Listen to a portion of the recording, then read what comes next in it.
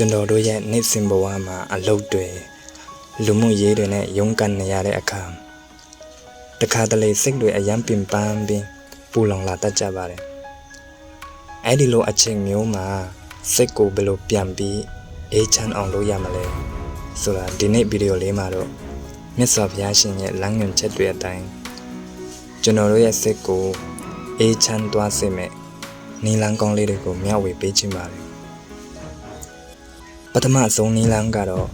ပြစ္ဆုတ်ပန်တက်တဲ့မှာနေထိုင်ခြင်းပါပဲ။ကျွန်တော်တို့အပူတပြင်းဖြစ်နေရတဲ့အကြောင်းရင်းတော်တော်များများပြီးခဲ့တာတွေကိုပြန်တွေးပြီးနှောင့်တရနေတာဒါမှမဟုတ်မရောက်သေးတဲ့အနာဂတ်အတွက်စိုးရိမ်ပူပန်နေတာတွေကြောင့်ဖြစ်တတ်ပါတယ်။မြတ်စွာဘုရားရှင်ကတော့အတိတ်ကိုလည်းအယုံမပြုနဲ့အနာဂတ်ကိုလည်းမျှော်မနေနဲ့လက်ရှိဖြစ်နေတဲ့ပြစ္ဆုတ်ပန်တက်တဲ့မှာပဲ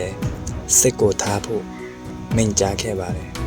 ။အခုလက်ရှိလုပ်နေတဲ့အလုပ်လေးအပေါ်မှာပဲအယုံစိုက်လိုက်တဲ့အခါစိတ်ကအလိုလိုငြိမ်သက်သွားပါလိမ့်မယ်။ဒုတိယအချက်ကတော့လွတ်ချတတ်ဖို့ပါပဲ။ကျွန်တော်တို့စိတ်ဟာဘာလို့လေးလံနေရတယ်လဲဆိုရင်အရာရာကိုအပိုင်ကင်ထားခြင်းလို့ပါပဲ။ငါပစ္စည်းငါလူငါကုန်တက်ခါဆိုတဲ့ငါအစွဲတွေနဲ့စုပ်ကင်ထားလေပူလောင်လေးပါပဲ။လောကမှာဘယ်အရာမှအမြဲတမ်းမရှိပါဘူး။အရာအလုံးဟာဖြစ်ပြီးရင်ပြတ်သွားတာပါပဲလို့နှလုံးသွင်းပြီးမမဲချင်းအနိစ္စတဘောကိုလက်ခံလိုက်ရင်စိတ်ကအလုံးကြီးကျသွားတယ်လို့ပေါက်ပါသွားမှာပါ။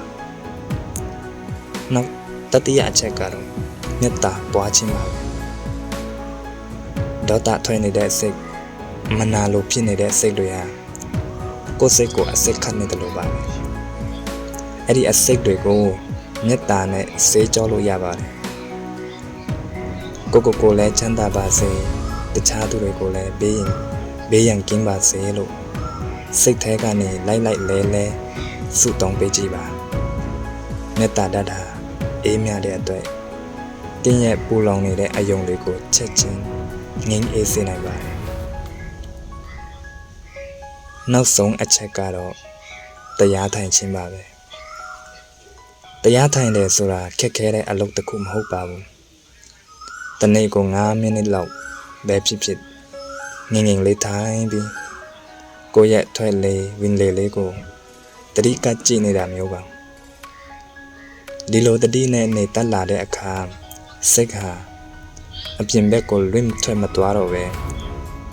ကိုယ့်ရဲ့ခန္ဓာကိုယ်ထဲမှာပဲအေးချမ်းရှိနေပါလိမ့်မယ်